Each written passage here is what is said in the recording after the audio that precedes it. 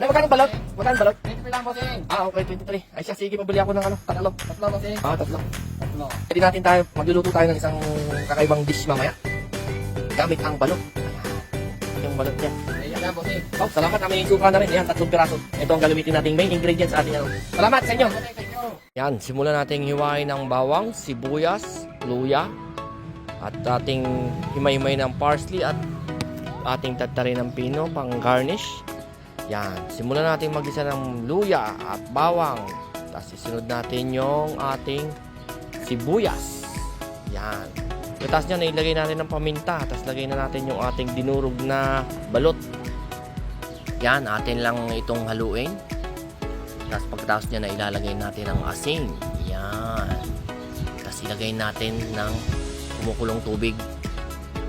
Tapos ilagay natin ang ating balot dyan pagkatapos niyan. At isisimmer natin yan ng 10 minuto. Yan, ilagay na natin ang ating sotanghon. Tapos lagyan natin din ng magic sarap. Yan. Tapos pagkatapos ng 10 minuto, tikman. Kung okay ng lasa, okay, ilagay mo ng garnish.